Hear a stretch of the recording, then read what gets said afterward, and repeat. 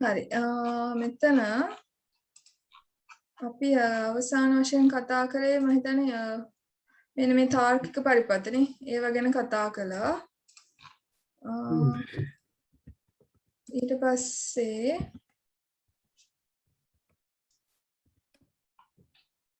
ඒ ප්‍රශ්නේ කතා කරානේ. ඊට පස්සේ මෙන්න මේ නෙට්වර්ක් ඩයග්‍රෑම් එක අන්දාද අපි උපජාල බිටු ගාන හොයන එක නෑනේ. ඒකනේ අපි අවසාන වශයෙන් කළේ. හරි. ඊට පස්සේ අපි මෙන්න මේ නෙට්වර්ක් ප්‍රශ්නෙට එමු අද. 17 නේ 17 මේක ඇවිල්ලා අහලා තිබුණේ දෙවෙනි ප්‍රශ්නේ මොකේද මේ essay question ඒ කියන්නේ මේ රචනා ප්‍රශ්නයක් විදිහට.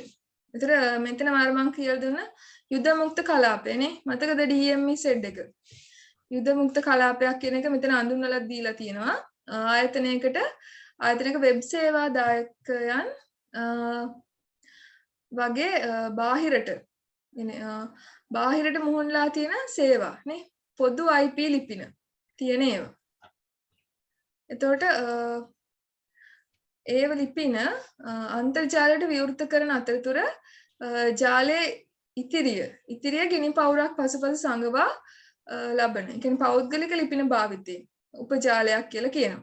එහෙනම් දැන් මෙතන ඇත්තටම DMS එකක්. ඒ කියන්නේ මේ විදිහට අපිට පුළුවන් අන්තර්ජාලය හරහා සම්බන්ධ වෙන කෙලින්ම සම්බන්ධ වෙන ටික මෙහෙම වෙන් කරන්න නේ. ඒතර කෙලින්ම සම්බන්ධ ඒ කියන්නේ අන්තර්ජාලයට සම්බන්ධ විය යුතු මේවා තියෙනවනේ දැන් අනිවාර්යෙන් කවුද මේ වෙබ් සර්වර් එක ඊමේල් සර්වර් එක ප්‍රොක්සි වෙන්න පුළුවන් ඒ වගේ තියෙනවා නේ. ඒවා මොකද කරන්නේ? ඒවා අපි කෙලින්ම වෙනම ස්විච් එකක් දාලා ෆයර්වෝල් එක හරහා රවුටර් එකට සම්බන්ධ කරන අන්තර්ජාලයට සම්බන්ධ වෙනවා. ඒතර හැබැයි මෙතනදී ඒ කියන්නේ ඉතුරු කොටස ඒ කියන්නේ ආයතනයේ ඉතුරු සියලුම පරිගණක නේ හොස්ට් ඒවා ඉතුරු සියලුම පරිගණක සහ මේ ඩේටාබේස් සර්වර් එක. ඩේටාබේස් සර්වර් එකත් මේ පබ්ලික්ලි දෙන්න අවශ්‍ය නැහැ නේ. ඩේටාබේස් එකේ මොනවද තියෙන ආයතනයේ තියෙන පෞද්ගලික තොරතුරු. ඒ කියන්නේ මේ ආයතනයට විතරක් විශේෂ වෙච්ච තොරතුරු නේ. එයාලගේ කස්ටමර්ස්ලා ගැන තොරතුරු වෙන්න පුළුවන් නේද? ඒ වගේ රහස් මේ දේවලුත් තියෙන්න පුළුවන්. ආයතනයට විතරක් විශේෂ වෙච්ච තොරතුරු. ඒවා අපි කෙලින්ම ආයතනයෙන් පිටට දෙන්නේ නැහැ. කෙලින්ම අන්තර්ජාලයට සම්බන්ධ කරන්නේ නැහැ. කියන්නේ මේවත් එක්ක මේ වෙබ් සර්වර්, ඊමේල් සර්වර් එක වගේ එකට සම්බන්ධ කිරීමක් නැහැ. හරි මෙතන ඒක තමයි මේ ස්විච් දෙකකින් වෙන් කරලා දාලා තියෙන්නේ. ඒතකොට අපි මේ වෙබ් සර්වර් එහෙම නැත්නම් අන්තර්ජාල සමග කෙලින්ම සම්බන්ධ වෙන සර්වර්ස් තියෙනනේ. Web server, email server, proxy ඒ වගේ දේවල් අපි වෙනම ස්විච් එකක් දාලා තමයි ෆයර්වෝල් එකට සම්බන්ධ කරනවා. අපි මේ කොටසට විතරක් කියන අපි යුද මුක්ත කලාපයක්. එහෙම නැත්නම් DMZ එකක් කියලා කියනවා. Demilitarized Network කියලා. මේක තමයි ඇත්තටම යුද මුක්ත කලාපය කියලා කියන්නේ. හරි වරදවා තේරුම් ගන්න එපා මේක කියලා. ඒ කියන්නේ දැන් ඉතුරු කොටසට යුද මුක්ත කලාපය කියලා කියන්නේ. හරි අපි ඒක සාමාන්‍යයෙන් ඒ කියන්නේ අනිත් සියලුම දේවල් ඒ කියන්නේ අනිත් ආයතනයේ තියෙන අනිකුත් පරිගණක ඔය ඩේටාබේස් සර්වර්ස් ඒවා ඔක්කොම ඒ කියන්නේ අන්තර්ජාලයට කෙලින්ම සම්බන්ධ කිරීමට අවශ්‍ය නැති ඒවා අපිට වෙනම තියන්න පුළුවන්. අන්තර්ජාලය සමග කෙලින්ම ගනුදෙනු කරන ඒවා ටික වෙනමම තියාගන්න පුළුවන්. ඒතර ඒ අන්තර්ජාල සමග ගනුදෙනු කරන වෙනමම ටික අපි එකතු කරලා හදන නෙට්වර්ක් එක තමයි කියන්නේ මේ DMZ එකක් කියලා. හරි? එතකොට මෙතන ගාන ප්‍රශ්නේ කියනවා ආයතනයකට අයත් DMZ සහිත ජාලයක් සඳහා මෙන්න මේ උපජාල ආවරණය සහිත මෙන්න මේ කියන පොදු IP ලිපින පරාසය දීලා තියෙනවා කියලා. හරි? එතකොට මෙතන නොමග යවීමක් කරලා තියෙනවා. අපි ඉස්සරහට කියවගෙන යමු ප්‍රශ්නේ. මෙම DMZ සේවා වෙබ් සේවා දායකය සහ තැපැල් සේවා දායකය අඩංගු වෙලා තියෙනවා. ඉතින් වෙබ් සර්වර් එකයි ඊමේල් සර්වර් එකකුත් තියෙනවා DMZ එකේ. හරි ඒකට අභ්‍යන්තර භාවිතය සඳහා අමතර උපජාල 4ක් තියෙනවලු. ඒවට උපජාල ආවරණ මොනෝම සහිත මෙන්න මේ කියන පෞද්ගලික IP ලිපින පරාසය භාවිතා කරනවා. අන්න දැන් ඊළඟට මෙතන කියනවා මේ එක් උපජාලයේ ඇති පරිගණක වලට අනෙකුත් සියලුම උපජාලවල ඇති සම්පත් වෙත ප්‍රවේශ වීමට හැකියි. හරි ඒ කියන්නේ මේ හැම උපජාලයකම තියෙන පරිගණක වලට අනිත් ඒවාත් එක්ක සම්බන්ධ වීමේ හැකියාව තියෙනවා. එන වෙබ් සර්වර් එකට ඇක්සස් කරන්න පුළුවන්. එතකොට ඊමේල් සර්වර් එකට පුළුවන්. එහෙම. එතන මේ උපජාල 4 නියෝජනය කරන නියෝජන සේවාදායකනේ ප්‍රොක්සි සර්වර් හරහා අන්තර්ජාලයට සම්බන්ධ කිරීමට ආයතනය තීරණය කරනවලු. ඒතර ඒකෙදී පුළුවන් මොකක්ද මේ අභ්‍යන්තර සේවා ග්‍රාහකීන් සඳහා යෙදුම් සේවාදායකයා. අභ්‍යන්තර සේවා ග්‍රාහකීන්. ඒ කියන්නේ DMZ එකේ ඇතුලේ අය නෙවෙයි. DMZ එකෙන් පිට අනිත් ආයතන අනිත් සියලුම පරිගණක එකතු කරලා තියෙන කොටසට නේ. ඒතර DMZ එකේ තියෙන මොනවාද? අර දෙක විතරයි නියෝජන සේවාදායකයයි නෑ නියෝජන නෙවෙයි. සැපැල් සේවාදායකයයි වෙබ් සේවාදායකයයි විතරයි. මේ ප්‍රොක්සි සර්වර් කියන එක නියෝජන සේවාදායකය නෑ. ඔව් ඒකත් එතකොට තියෙන යුදමුක්ත කලාපේ. මේකත් ඒතකොට අන්තර්ජාල සම්බන්ධ වෙනවනේ කලින්ම. ඒකත් දාන්න අපිට DMZ එකට. හැබැයි මේකේ කියනවා අභ්‍යන්තර සේවා ග්‍රාහකින් සඳහා යෙදුම් සේවාදායක. ඒ කියන්නේ ඇප්ලිකේෂන් සර්වර් එකක් වෙනම තියෙනවා. ඒක ඉතින් තියෙන්න පුළුවන් මොනවද? ආයතන අදාළ ඇප්ලිකේෂන් සොෆ්ට්වෙයාර්. එහෙම නැත්නම් අපි කියනවා යෙදුම් මෘදුකාංගනේ. ඒවා ඉන්ස්ටෝල් කරලා තියන්න පුළුවන් අවශ්‍ය වෙලාවට භාවිතා කරන්න ඒ අදාළ හොස්ට්ලට. හරි?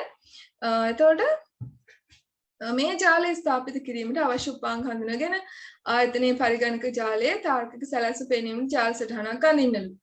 නිකම්ම අඳින්න බෑ. මෙතන කියනවා ජාලයේ සියලු කොටස් සුදුසු IP ලිපින සමග දක්වන්න. අන්න විශේෂයෙන් කියලා තියෙනවා මේකේ.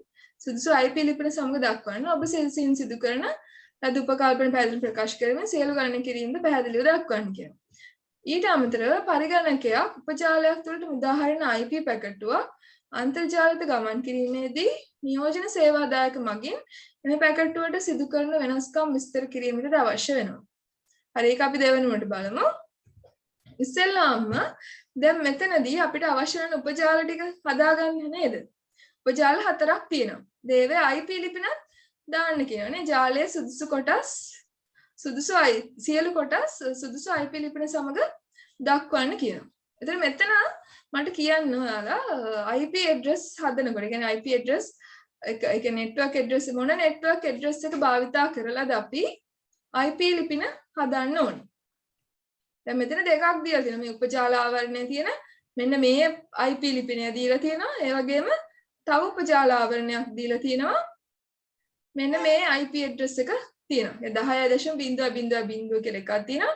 මෙතන 123.45.67.0 කියලා තව එකක් තියෙනවා. මෙතන ඇත්තටම නොමග යැවීමක් කරලා තියෙන්නේ. ඒක ඔයාලගේ තියරි දැනුම තමයි ඇත්තට මෙතනදී බලාපොරොත්තු කියන්නේ යාලා මනින්න බලාපොරොත්තු වෙන්නේ. මොකක්ද ගන්න ඕනේ කියන එක ඉස්සෙල්ලා තීරණය කරන්න ඕනේ. ඒක නැතුව ගන්නට යන්න බෑ. කියන්නේ අනුම ගේමින් ෂැගිය හරි ඔහොම ඒ වෙල කදපන්. පොඩ්ඩක් මට ඇහෙන්න ඉන්න.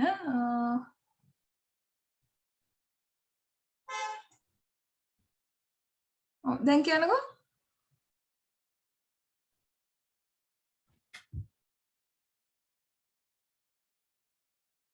මොකක්ද මේ අපිට බලාපොරොත්තු ඒ කියන්නේ අපිට ගන්න පුළුවන් එක මොකක්ද?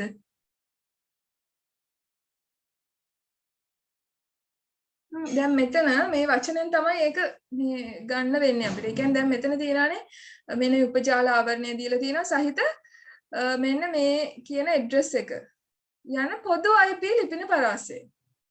අන්න ඒ ඇවිල්ලා අන්තර්ජාලයට සම්බන්ධ වෙන්න තමයි මේ ලිපිනය භාවිතා කරන්නේ. හරි පොදු IP ලිපිනය මම කියන්නේ අන්තර්ජාලයට දැන් අපි දන්නවා පරිගණක ජාලයක් ගත්තාම ඒ පරිගණක වලට තියෙනවා පොදු IP ලිපිනයක්. ඒ ඇවිල්ලා රවුටර් එකට දෙන IP ලිපිනය.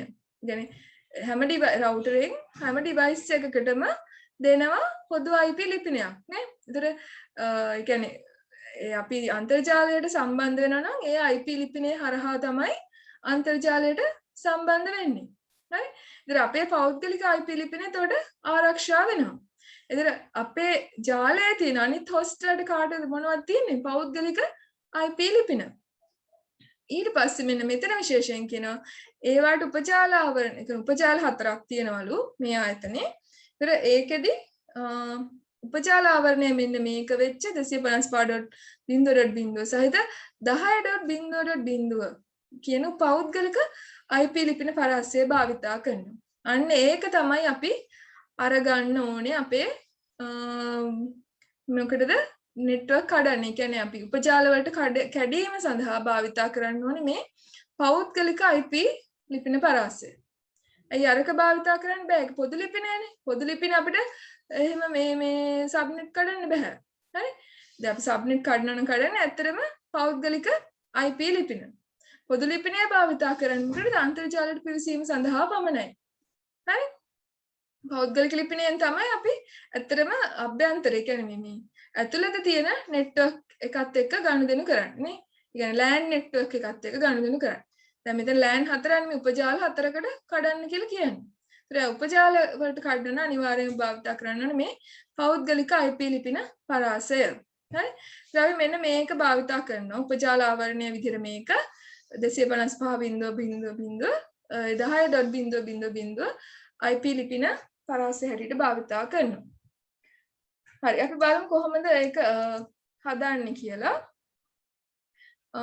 මෙතන මම දාගෙන තියෙන මේ /8 කියලා. ඇත්තටම මේ 8 කියලා දාගත්තේ කොහොමද? කියන්නේ ජාල කොටසට බිට් 8යිනේ. ඇයි මේක කෙලින්ම කියලාක් තියෙනනේ. 255 කියන්නේ පළවෙනි බිට් 8 විතරයි ජාල කොටසට වෙන් කරගෙන තියෙන්නේ නේ. ඊටු කොටස් ඔක්කොම මොනවද? host එහෙම නැත්නම් උපජා මේ ධාරක හැටියට ගන්න සත්කාරක හැටියට අර ගන්න පුළුවන් ඊටු කොටස් තුනමනේ. ඊට පළවෙනි කොටස විතරයි ජාල කොටස. ඒ කියන්නේ මේ පළවෙනි bit 8 පමණයි ජාල කොටසට භාවිතා කරලා තියෙන්නේ. එතකොට ඔන්න ජාල කොටස ඔන්න විදිහට අපිට ලියා ගන්න පුළුවන්. ඒ කියන්නේ මේ 10.0.0.0/8 කියන්නේ කවුද? නෙට්වර්ක් කොටසේ කොච්චර bit ප්‍රමාණයක් තියෙනවාද කියන එක. හරි? ඉතින් අපිට අවශ්‍ය කරන කොච්චරද උපජාල 4යි. මේ නෙට්වර්ක් 4යි කියලා කියන්නේ. නේද? නෙට්වර්ක් 4යි. උපජාල. අපි මේ IP address ටික හොයාගන්න ඕනේ. දැන් මේක නිකම්ම අඳින්න තිබ්බයි. උනාට මේක කියනවා ජාලයේ සියලු කොටස් සුදුසු IP ලිපින මගින් දක්වන්න. එතකොට අනිවාර්යෙන් අපි IP address අඳුම් ගන්න range එක හරි නේ. අඳුම් ගන්න මේ network address එකෙන් පටන් ගන්න IP ලිපින තමයි මේකට භාවිතා කළ යුත්තේ කියලාවත් අපි ලියන්න ඕනේ. කොතනද අපේ අර ජාල රූප සටහනේ. ඒ නිසාද අපි ජාල ලිපින ටික හොයාගත යුත්තේ. හරි. ඒ කියන්නේ ජාල මොනවද කියලා අපි IP address ටික දාන්න ඕන නිසා තමයි හොයන්නේ. එතකොට දැන් අපිට අවශ්‍ය වෙන උපජාල ඔන්න 4ක් තියෙනවා කියලා කියනවා. හරි. ඉතින් උපජාල ප්‍රමාණය 4යි. එතකොට උපජාල බිටු ගණන මම අරන් තිනවා n කියලා. එතකොට අපේ සුපුරුදු සමීකරණය දෙකේ n වෙනි බලය නේ අපිට ගන්න පුළුවන්. ඒ කියන්නේ උපජාල බිටු ගණන n කියන එක n නම් අපිට ගන්න පුළුවන් දෙකේ n වෙනි බලය කියලා කියන්නේ මොකක්ද? උපජාල ගණන නේ. දෙකේ n වෙනි බලය කියන්නේ උපජාල ගණන. උපජාල ගණන අපි දන්නවා කීයද? 4යි නේ. ඉතින් දෙකේ n වෙනි බලය 4යි නම් අපිට ඒක දෙකේ පාදක විදිහට ලියපුවා දෙකේ n සමානයි දෙකේ 2 කියලා. එතකොට n කියන එක අපිට සමාන කරන්න පුළුවන් 2ට. නේ 2 ඒ කියන්නේ මෙවංක පාද සමානයි නම් දර්ශක අපිට සමාන කරන්න පුළුවන්. එතකොට n සමානයි 2යි. n 2යි කියන්නේ මොකද? n කියලා අපි ගත්තේ උපජාල පිටු ගණන. උපජාල පිටු ගණන 2යි. උපජාල ආවරණය අපි මේ කලින් එකනේ 255.0.0 නේ පළවෙනි බිට් 8 විතරයි අපි වෙන් කළේ ජාල කොටසට. ඊටු කොටස ඔක්කොම ධාරක එහෙම නැත්නම් host bit කියන සත්කාරක කියලා. අතට මේක මම මේ විහිදුවල ලියලා තියෙන්නේ උපජාල ආවරණය. ඊට පස්සේ දැන් උපජාල බිටු ඒ කියන්නේ දැන් අපි උපජාල වලට කඩන්න අවශ්‍ය නම් අපිට මොකද්ද වෙන්න ඕනේ? මේ host බිටු දෙකයි නෙමෙයි උපජාල බිටු. ඒවෙන් දෙකක් අපිට අරගන්න වෙනවා මොනවාද? නෙට්වර්ක් කොටසට. නේ නෙට්වර්ක් කොටසට ගන්නවා කියන්නේ ඒවා එකක කරලා දානවා. නේ 2යි නේ 8ක් ගන්න ඕන 8ම අපි එක ඒවා දාන්න. ඒතකොට 255 දෙකක් මෙතනට. හරි 8ක් නෙවෙයි අපිට අවශ්‍ය කරන්නේ අපි හොයාගත්ත උපජාලකරණයට අපිට අවශ්‍ය උපජාල බිටු දෙකක්. නේ 2යි නේ අපි එක කියලා ඒ දෙක වෙනස් කරනවා. වෙනස් කරලා අපි මොකද කරන්නේ? නව උපජාල ආවරණය මේ විදිහට ලියා ගන්න. මේක ඩෙසිමල් කරාම මොකක්ද දෙන්නේ? එතකොට මේක කොහොමද ඉතින් 255යි. මේක කන්වර්ට් කරාම එකතු කරාම 192 එන්නේ. එතකොට ඊටු ටික කොහොමද බිඳුව. එතකොට මේ තියෙන නව උපජාල ආවරණය. එතකොට ඇත්තටම ඊට පස්සේ දැන් මේක ආශ්‍රයෙන් අපිට හොයාගන්න පුළුවන් මොකද්ද? ජාල ලිපින ටික. නේ? දැන් අපි දන්න උපජාල පිට දෙකයිනේ. ඒතකොට මේ උපජාල ආවරණ හොයන්න අවශ්‍ය නැහැ ඇත්තටම. මෙතන මේ ටික ලියා ගන්න හැකියාව තියෙනවා හරි. දැන් උපජාල ගාන 4යි. උපජාල පිට 2යි. නෑ ජාල 4ක් අවශ්‍යයි අපිට වෙනස් කරන්න පුළුවන් මේ බිට් දෙක පමණයි නේ. පළවෙනි එක කොහොමත් එකමනේ. ඉතින් ඒක 255 ඒවමනේ යන්නේ. 15ට ඒක වෙනස් වෙන්නේ නැහැ. එතකොට address එක IP address එකෙන් මේ ටික වෙනස් වීමක් ලක් වෙන්නේ නැහැ. ඉතුරු ටික තමයි අපි වෙනස් කරන්නේ නේ. ඒතර මේ 4ක් තියෙන හින්දා variable එතකොට 0.1 0.1 0.1 එහෙම දැම්ම හැකි. අර අපි සත්‍යතාවක් වල ලියනවා වගේ. ඒතර මේක අපි මේ ආශ්‍රයෙන් අපිට ගන්න පුළුවන් ජාල ලිපින ටික 0.64 හොයාගත්තට පස්සේ කෙලින්ම 64ට 64ක් එකතු කරන්න. ඊට පස්සේ 128යි. 128ට ආයි 64ක් එකතු කරන්න. 192යි. ওই විදිහට අපිට ජාල ලිපින ටික එනවා මේ උපජාල 4. හරි? උපජාල මේවා දැන් ඕන තරම් කරලා තියෙනවා. මේවා නම් දැන් පුළුවන් වෙන්න ඕනේ. උපජාල ප්‍රමාණය අපිට අරගන්න පුළුවන්. ඒ කියන්නේ ජාල ලිපින ටික. හරි. ඒතකොට මේ ටික අපි සඳහන් කරන්න ඕනේ. දැන් මොකද මේ /10 කියලා දාන්නේ? ඇයි 10 දාන්නේ? දෙකක් වැඩි වෙලා තියෙනනේ. දැන් අපි කලින් /8 නේ. පළවෙනි බිට් 8 විතරයි මෙතන භාවිතා කරේ. දැන් බිට් 8යි 9යි 10ක් නේ. 10ක් භාවිතා කරනවා උපජාල ආවරණයට. ඒ කියන්නේ ජාල කොටසටනේ. ජාල කොටස එක ඒවා මෙතන 10ක් තියෙනවා. එතකොට ඒකින්ද අපි /10 දාන්නේ ඒකයි. හරි? ජාල ලිපින ටික අපි ලියා ගත්තා. ඊළඟට ඔන්න තියෙනවා අපේ නෙට්වර්ක් එක. හරි? දැන් අපේ ජාල කොහොමද 4ක් තියෙනවානේ. හරි? මේ ජාල 4 මේ. හරි? දාගෙන තියෙන්නේ. ඊට පස්සේ මෙතන තියෙනවා මොකද්ද? අපේ DMZ එක නේ. ඒක අපි වෙන් කරලා තියෙනවා මොනවද? මේල් එක proxy web නේ. මේක කියනවා මේ අපි ගානට යන් ආයි. මේක කියනවා DMZ එකේ මොනවද තියෙන්නේ? DMS හි වෙබ් සේවාදායකයක් තියෙනවා. ඒ කියන්නේ වෙබ් සර්වර් එක තැපැල් සේවාදායකයක් අඩංගුයි. ඊට අමතරව මෙතන කියනවා මේ අර උපජාල 4ම නියෝජන සේවාදායක ප්‍රොක්සි සර්වර් එක හරහා අන්තර්ජාල සම්බන්ධ වෙනවා. ඉතින් ප්‍රොක්සි සර්වර් එක අන්තර්ජාලයට සම්බන්ධ වෙනවා කියන්නේ කෙලින්ම අපි ඒකත් දාන්න මොකටද? DMZ එකට යුද මුක්ත කලාපයට ඇතුළත් කරන්න ඕනේ නේ. ඒකයි මෙතන යුද මුක්ත කලාපයට දාලා තියෙන. ඒකට ස්විච් එකකින් වෙනම සම්බන්ධ වෙන ගිනි පවුරට ඒකයි වෙන් කරලා තියෙන්නේ මේ. හරි? වෙන් කරලා තියෙනවා.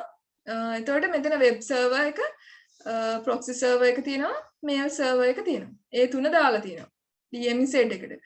මෙන්න මෙතන IP address එක බලන්න. මේ කොටසේ මේ ස්විච් එකට අදාළව ඒ කියන්නේ මේ DMZ එකනේ. එතකොට අන්තර්ජාලයට සම්බන්ධ වෙන මේ පොදු IP ලිපිනේ තමයි මෙතනට දාගන්න ඕනේ අපි.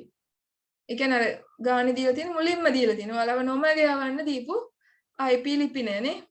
මේ උපජාල ආවරණය සහිත මෙන්න මේ address එක. හරි? දීලා තියෙනවා.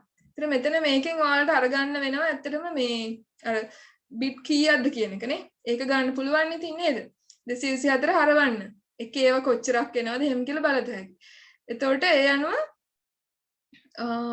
කොච්චර බිට් ප්‍රමාණයක් වැය කරන්න ඕනේද කියලා අපි මේකට නේ බිට් 27ක් කියන එක අරගන්න පුළුවන්. හරි? ඒ කියන්නේ දැන් මෙතන අපි හරවන්න පුළුවන් මේ දැන් IP address එක ඔන්න දීලා තියෙනවා. IP address එක මේ අපි මෙතන උපජාල ආවරණයෙන් අපිට ගන්න පුළුවන් කොච්චර බිට් ප්‍රමාණයක් නෙට්වර්ක් කොටසට ගත්තද කියලා නේ. එක ඒවා ප්‍රමාණය මෙතනින් එනවනේ. දැන් මෙතන ගත්තොත් කීයක් තියෙනවද? 8යි 16යි 32යි. හරි? එතන පොඩි ගැටලුවක් තියෙනවා. 16යි කීයද? 24යි නේ. 24යි ඉතුරු ටික තමයි 224 කන්වර්ට් කරන්න එක ඒවෙන්. ඉතින් කීයක් එන්න ඕනේද හරිනම්? එකේ ඒවා මෙතන එන්න ඕනේ 24යි එකේ 3යි ඉතුරු ටික තමයි බිංදු නේ. බිංදු 5යි එකේ 3යි. ඉතින් දැන් බිට් 8 හැදෙන්නේ. ඉතින් එහෙනම් එකේ 3ක් කියන්නේ මෙතන බිට් 16 ඉඳන් 24යි 25 26 27යි නේ. ඒතකොට /27 කියන එක දාන්න පුළුවන් අපිට මේ පොදු IP ලිපිනයත් එක්ක. ගානේ මුලින්ම කියලා තියෙන IP address එක. හරි ඊට පස්සේ ඕක සම්බන්ධ වෙන ඔන්න ගිනි පවුර හරහා මාර්ගකාරකයට රවුටර් එකට එහෙමම අන්තර්ජාලයට සම්බන්ධයි. ඊළඟට බලමු අපේ මේ ලෑන් හතරනේ. අපි අර හොයාගත්තු ලෑන් ටික තියෙනවා මේ උපජාල හතර. ඒ හතර තමයි දැන් දක්වන්න යන්නේ. හරි? මේකේ මේ මොනවද කියලා නැහැනේ මේ මොනවද මේ printers, network printers, printers ගැන කිසි දෙයක් කියලා නැහැ. හරි? හැබැයි විශේෂයෙන් කියලා තියෙනවා මේකේ මොකද්ද? ඒවල ගානක් කියවද්දිත් මේ ඒ වැදගත් දේවල් වලට හරි දාගන්න ඕනේ. ඒ මේ ඉරි ගහ ගන්න ඕනේ. මේකේ කියලා තියෙන devices විශේෂයෙන් මෙතන කියලා තියෙන නියෝජන සේවාදායකයක් ඉන්නවා. email server එකක්, web server එකක්, email server එකක් තියෙනවා. ඒවට ඉරි ගහන්න. නැත්නම් device අඩු වුණොත් ලකුණු අඩු වෙනවා. හරි? ගිනි පවුරක් තියෙනවා විශේෂයෙන් කියනවා. හරි? DMZ එකක් තියෙනවා. හරි? එහෙම එතකොට DMZ එකක් තියෙන බව දැක්ක ගමන් අන්තර්ජාල සම්බන්ධ වෙන ඔක්කොම මේකට දැම්ම හැකි. කෙලින්ම සම්බන්ධ වෙන ඒවා. හැබැයි මේක කියනවා අභ්‍යන්තර සේවා ග්‍රාහකයින්. ඒ කියන්නේ DMZ එකට පිටින් තියෙන අය. මෙන්න මේකේ වගේ working zone කියලා මේ අපි වෙන් කරේ. මෙන්න මේකේ තියෙනවා මේකේ නම් database server එකක් දාලා තියෙන database server එක. මෙතන කියනවා මේ අභ්‍යන්තර සේවා ග්‍රාහකයින් සඳහා යෙදුම් සේවාදායකයා. මෙතන එතකොට ඉරි ගහන්න ඕනේ අභ්‍යන්තර සේවාදායකයින් කියන එකයි යෙදුම් සේවාදායකයයි. හරි? කියන්නේ DMZ එකට දාලා බෑ. දැම්මොත් ලකුණු නෑ. හරි? අභ්‍යන්තර සේවා ග්‍රාහකයින් සඳහා තමයි තියෙන්නේ මොකද්ද? මේ ඇප්ලිකේෂන් සර්වර් එක. එහෙනම් අපිට මේක විශේෂයෙන් කියලා නෑ මොන උපජාලයේද මේක තියෙන්නේ කියලා. හරි? DMZ එකට දාන්න බෑ අපිට. මෙතන ඒකේ තමයි මේකේ අදහස් කරන්නේ. හරි? අභ්‍යන්තර සේවා ග්‍රාහකයන් කිව්වහම DMZ එකේ පරිබාහිරව තමයි අනිවාර්යෙන් දාන්න වෙන්නේ. එතකොට එහෙනම් අපිට පුළුවන් ඔයාලට කැමති එකක ඇප්ලිකේෂන් සර්වර් එක දාන්න පුළුවන්. මෙතන ඇප්ලිකේෂන් සර්වර් කියලා එන්න ඕනේ. එහෙම නැත්නම් මොනවාද? යෙදුම් සේවාදායකය කියලා මෙතන වෙනස් වෙන්න ඕනේ. හරි යෙදුම් සේවාදායකය කියලා ඔයාලට ලියන්න පුළුවන් මෙතන. ඒක මම දැනට දාලා තියෙන්නේ මේ LAN 3 එකට. ඔයාලට කැමති එකකට දාන්න පුළුවන්. මොකද විශේෂයෙන් කියලා නෑ මොන එකකටද මේ ඇප්ලිකේෂන් සර්වර් එක එන්න ඕනේ කියලා. පරිගණක ගානත් අපිට කියලා නෑ. අපිට පුළුවන් නිකන් එකක් දෙකක් දාලා පරිගණක කීපයක් තියෙන බව අඟවන්න. හරි? එතකොට මේවට අපිට IP address ලියන්න කියලා විශේෂයෙන් කියනවා. එතකොට ඒවට marking scheme එකේ ලකුණු දෙනවා නේ. එතකොට ඒ නිසා අපිට ඒව අනිවාර්යෙන් ලියන්න ඕනේ. අපි හොයාගත්තු ලිපින ටික මෙතන ලියන්න වෙනවා නේ. අපි 0.0.1කට දැම්ම හැකි පිළිවෙලක් නැහැ. ඉතින් LAN 2 එකට 64 එහෙම නැත්නම් LAN 2 එකට 0 දාලා මේකට ඊළඟ කලින් එකට 64 එහෙම ලියන්න පුළුවන්. එහෙම ප්‍රශ්නයක් නැහැ. මම මේකේ පිළිවෙලට මේකේ දාලා තියෙනවා නිකන් ඒ කියන්නේ එහෙම දැම්මට ගැටලුවක් නැහැ. ඉතින් අපි හොයාගත්තු පිළිවෙලට මෙහෙම දාගෙන යන්න පුළුවන්. 64 එක ඊට පස්සේ 128.0 LAN 3 එකට 192 එක LAN 4 එකට. ඒ විදිහට ගත්තා. ඊළඟට දැන් අපි මේක සම්බන්ධ වෙන්න එපා නේද? ඒතර දැන් මේකේ විශේෂයෙන් කියනවා මේ කෙලින්ම අපිට මේක ගිනි පවුලට සම්බන්ධ කිරීමේ හැකියාවක් නැහැ. ඒ පොයින්ට් එක කොතනද තියෙන්නේ? මෙතන කියනවා මේ උපජාල හතර නියෝජන සේවා දායකය හරහා අන්තර්ජාලයට සම්බන්ධ කිරීමට ආයතනය තීරණය කළාලු. හරි? ඒතර ප්‍රොක්සි සර්වර් එක හරහා තමයි යන්න ඕනේ. අපිට ඒතර කෙලින්ම මේක මොකද්ද? අපිට භාවිතා කිරීමේ හැකියාවක් නැහැ ෆයර්වෝල් එකට. දැන් මම කලින් උදාහරණ කෙලින්ම මේක සම්බන්ධ කරලා තියෙන්නේ ෆයර්වෝල් එකට. මේක ස්විච් එකයි මේක ස්විච් එකයි. හරි? එහෙම හැකියාවක් නැහැ දැන් මේ ප්‍රශ්නේ හැටියට අපිට. එතකොට අපි කරන්න ඕනේ මොකද අපේ ප්‍රොක්සි සර්වර් එක හරහානේ යන්න ඕනේ. දැන් මෙයා අන්තර්ජාලයට මේ LAN 3ම LAN 4ම අන්තර්ජාලයට සම්බන්ධ වෙන්න ඕනේ මේ ප්‍රොක්සි සර්වර් එක හරහා. ප්‍රොක්සි සර්වර් එක තියෙන මොකේද අපේ DMZ එකේ. එහෙනම් DMZ එකේ තියෙන ස්විච් එකට තමයි අපි සම්බන්ධ කරන්න ඕනේ මේක. මේ හතරම. හරි? ඉතින් අපි කරන්නේ මෙතනට මැදට ස්විච් එකක් දාන්න කියලා. ඔයාලට ඕන නම් අවශ්‍ය නම් මෙතන ස්විච් නැතුව හබ් භාවිතා කිරීමේ හැකියාවකුත් තියෙනවා. හරි? හබ් භාවිතා කරන්න පුළුවන්. මෙතනට එකක් ස්විච් එකක් දාන්න පුළුවන්. මෙතන ස්විච් එකක් දාන්න පුළුවන්. උත්තර දෙකම බලාපොරොත්තු ඒ කියන්නේ කැමති නම් ඒ කියන්නේ හබ් දාන්න පුළුවන් නැත්නම් ස්විච්ම භාවිතා කිරීමේ හැකියාවකුත් තියෙනවා. එතකොට අපිට පුළුවන් ස්විච් ටික එක ස්විච් එකකට සම්බන්ධ කරලා ඒ එන එක අපිට සම්බන්ධ කිරීමේ හැකියාව තියෙනවා මේ අනිත් DMZ එකේ ස්විච් එකට.